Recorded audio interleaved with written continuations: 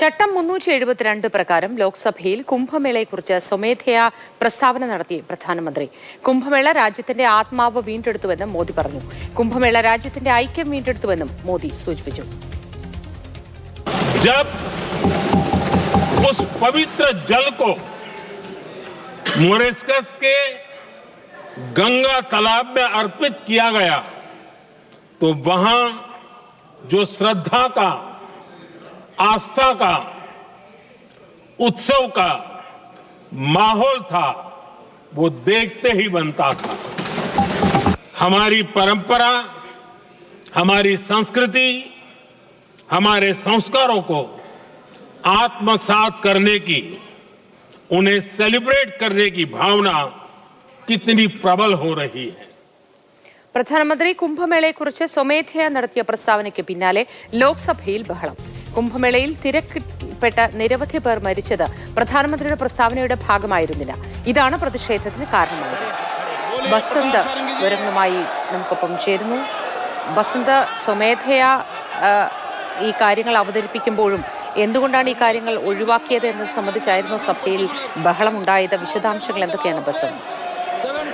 ഇന്ന് രാവിലെ ശൂന്യവേളയിലാണ് പ്രധാനമന്ത്രി എല്ലാവരെയും ഞെട്ടിച്ചുകൊണ്ട് പ്രധാനമന്ത്രി സ്വമേധയാ ഒരു പ്രസ്താവന നടത്തിയത്. ചട്ടം 372 പ്രകാരം എപ്പോ വേണമെങ്കിലും പ്രധാനമന്ത്രിക്കോ മന്ത്രിമാർക്കോ പ്രസ്താവന നടത്താൻ അവകാശമുണ്ട്. പക്ഷേ പെട്ടെന്ന് ഇത് വന്നപ്പോൾ നോട്ടീസ് എവിടെ എന്നുള്ളൊരു ചോദ്യമായിരുന്നു പ്രതിപക്ഷം ആദ്യം ഉന്നയിച്ചത്. അതിനുശേഷം അദ്ദേഹം മഹാകുംഭവുമായി ബന്ധപ്പെട്ട് മഹാകുംഭം രാജ്യത്തിന്റെ യശസ് ഉയർത്തിയെന്നും ആത്മാവിനെ വീണ്ടെടുത്തു തുടങ്ങിയ കാര്യങ്ങളൊക്കെ പറഞ്ഞെങ്കിലും അവിടെ തിക്കിലും തിരക്കിലും പെട്ട് നിരവധി പേർ കൊല്ലപ്പെട്ട സംഭവം അദ്ദേഹം ഉന്നയിച്ചില്ല. അതോടൊപ്പം തന്നെ ചില വിവാദമായ താരതമ്യങ്ങളും അദ്ദേഹം നടത്തിയും. കാരണം മഹാകുംഭമേള എന്ന് പറയുന്നത് വിവേകാനന്ദന്റെ പ്രസംഗം, അതോടൊപ്പം തന്നെ മഹാത്മാഗാന്ധി നടത്തിയ ദണ്ഡി മാർച്ച്, അതോടൊപ്പം തന്നെ സുഭാഷ് ചന്ദ്രബോസിന്റെ ദില്ലി ചലോ പ്രസംഗം തുടങ്ങിയവയുമായി നമുക്ക് കൊണ്ടുപോകുന്നതാണ് എന്നുള്ള തരത്തിലുള്ള പ്രസ്താവനയും പ്രതിപക്ഷത്തിന്റെ എതിർപ്പിന് വഴിവെച്ചു.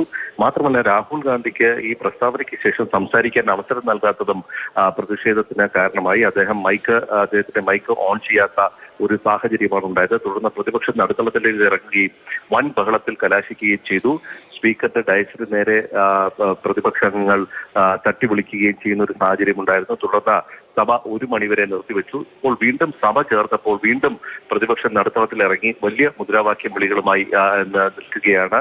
രാഹുൽ ഗാന്ധിക്ക് സംസാരിക്കാൻ അവസരം നൽകണമെന്നുള്ളതാണ് പ്രധാനമായും ആവശ്യം. ഇപ്പോൾ റെയിൽവേ മന്ത്രി അശ്വിനി വൈഷ്ണവ് ധനാഭ്യർത്ഥനയ്ക്കുള്ള ചർച്ചയ്ക്ക് മറുപടി നൽകുന്നതാണ്. പക്ഷേ അദ്ദേഹത്തിന്റെ മറുപടി ബഹളത്തിൽ മുങ്ങുന്ന ഒരു സാഹചര്യമാണ് ഇപ്പോൾ ഉള്ളത്.